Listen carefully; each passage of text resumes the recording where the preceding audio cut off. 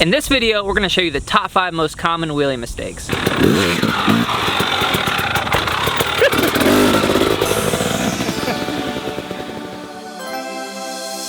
What's up guys, Tyler Livesey here at the MX Factory in MX Factory Land. Today we're going to show you top 5 reasons that you're having trouble wheeling your motorcycle. If you do love the videos, please don't forget to like them, subscribe, and hit that bell notification. What that does is every time we put a video out or any content, it comes straight to your phone. You're the first to see it. Thank you Patrons for supporting our channel. It's growing, we're super excited about that, and don't forget we're giving a motorcycle away. We're going to put a little thing up here in the corner for you to click on to get all the details. If you want to win, it's there for the taking, I guess. Is that what you said? These are just some mistakes. If you need to know how to wheelie, we have a really awesome video up here. Click on that and it's gonna get you right up on your back wheel. Bap. That's a 4-stroke though. What about for 2-strokers? Bap. What about for electric bike?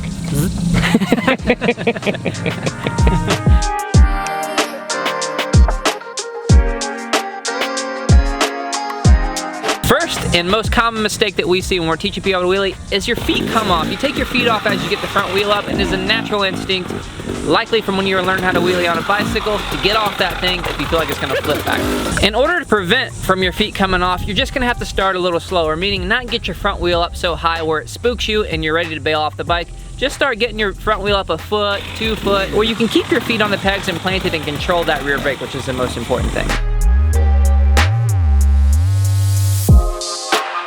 Second mistake is going to be not using your rear brake. If you don't have rear brake control, you have no way to get the front tire back down to the earth, and if you get past your balance point, the only way to save yourself is to jump off, and you don't want to do that because likely that won't be saving yourself. The solution to not using your rear brake is pretty obvious. It's to use your rear brake. But the thing is you've got to start small, okay? So that means get the front wheel up and practice slamming the front end down by tapping the back brake before it gets too high. Because what happens is you get too anxious and you forget to make very important moves on the bike to control it, and you miss the rear brake. So start small to where you can control it, make it a habit, and then get it up to the balance point and start controlling your wheelie with the rear brake and the throttle.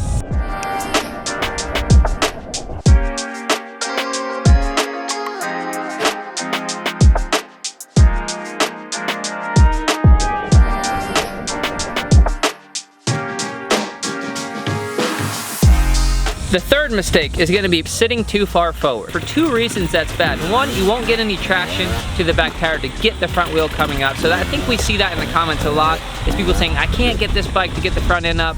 And all bikes with a clutch and just a smidge of power, if you're in the right spot of the seat, getting traction to the rear tire will get the front end up. As you can see in our How to Wheelie Anything video, you can see those bikes are pretty underpowered and still getting the front end up. Really the solution to that is finding where your knees are at 90 degrees, and that puts you back to almost the crease of the back seat and the fender where that meets. For a guy like me that's not very tall, that's gonna put me there. For a taller guy, it may even get them a little further back, closer to the back fender.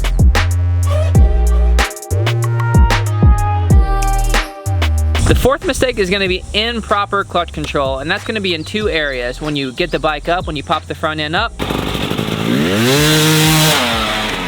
and when you have it up there. The big piece is when you're getting it up, you have to have enough RPMs and a quick enough release to get the front end up, and that's going to be different on every bike. And also the terrain is going to determine a lot of that. But once you get it up high and you're controlling the back brake and the throttle, the clutch is in play with that too, especially when you're doing a very slow wheelie. You've got to have great clutch control, matching it with your throttle, matching it with your brake for it to work smoothly.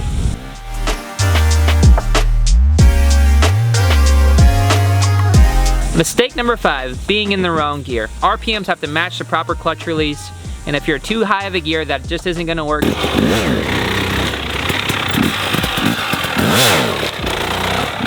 If you're too low of a gear and going too fast, that also won't work.